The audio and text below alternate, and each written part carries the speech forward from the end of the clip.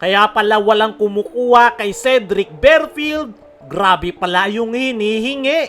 Barangay Ginebra, possible kaya na i-trade na lang yung magiging first overall pick nila this upcoming PBA rookie draft? Matatandaan na nakuha ng Barangay Ginebra ang first round pick ng Terra Firma via trade noon kapalit ni Maverick Ahanmisi at Aljon Mariano. Dahil dyan ay may posibilidad na Barangay Ginebra ang kukuha ng first overall pick this upcoming PBA rookie draft.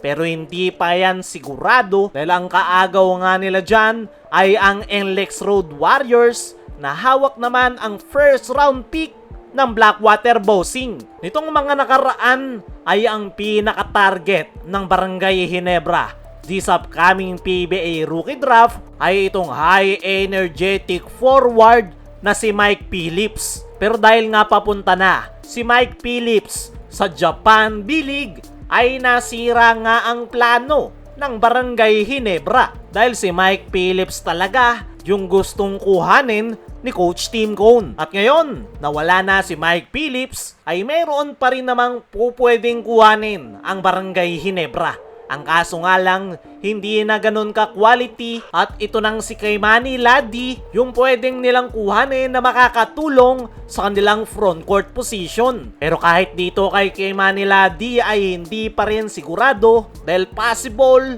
na lumipad din ito pa Japan. Kaya naman ang tanong, ano ang plano ng Barangay Ginebra sa kanilang possible first overall pick? Isa sa mga option ng Barangay Ginebra ay i-keep yung kanilang first round pick kung saan pwede silang kumuha ng best available talent sa PBA rookie draft. Pero kung titingnan mo yung lineup ng Ginebra, loaded na sila sa guard rotation at talagang big man yung kanilang kailangan. Kaya naman, isa pa sa pupwede nilang gawin ay gawing trade asset yung kanilang first round pick para makakuha ng big man via trade. Nitong nakalipas nga lang na araw mga chong ay sinagot ni Coach Yeng Yao yung trade rumor kung saan involved ang Barangay Ginebra. Sinabi niya na walang katotohanan pero open daw sila na makipag-trade sa Barangay Ginebra kung ibibigay yung first overall pick. Sakali nga nakagatin ng Barangay Ginebra yung offer na yan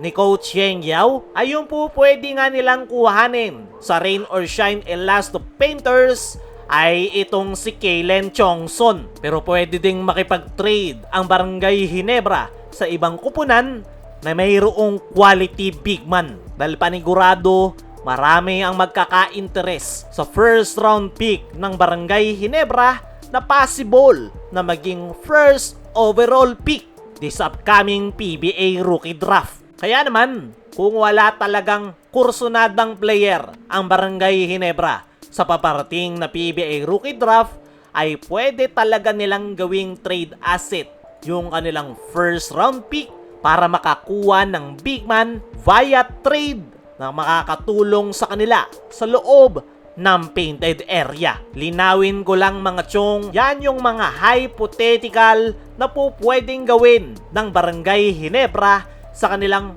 first round pick. Pwede nilang i-keep at kumuha ng best available talent o pwede din nilang gawing trade asset para makakuha ng big man na susolusyon sa kanilang problema sa loob ng painted area.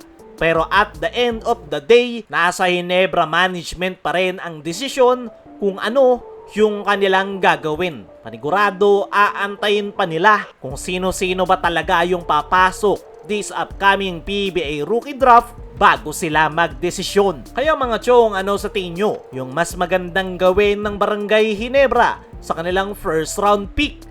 Comment mo lang dyan sa ibaba. Samantala, kaya pala walang kumukuha kay Cedric Berfield.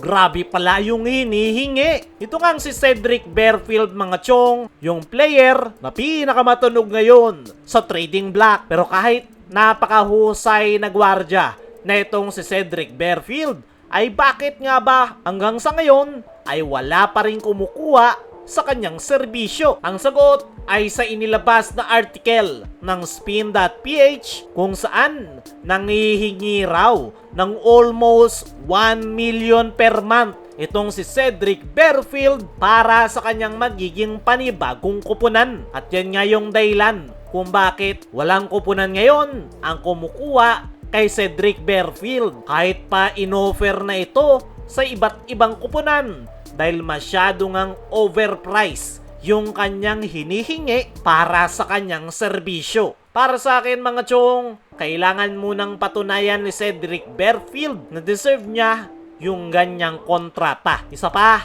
overpriced talaga yung almost 1 million per month para sa isang gwardya. Pero tignan na lang natin kung sino yung kukuha kay Cedric Berfield. Kaya mga chong, ano ang masasabi nyo? Na almost 1 million per month pala yung hinihingi ni Berfield, kaya walang kumukuha sa kanyang serbisyo. Ano rin yung masasabi nyo sa mga posibleng gawin ng Barangay Ginebra sa kanilang possible first overall pick? I-comment mo lang dyan sa ibaba.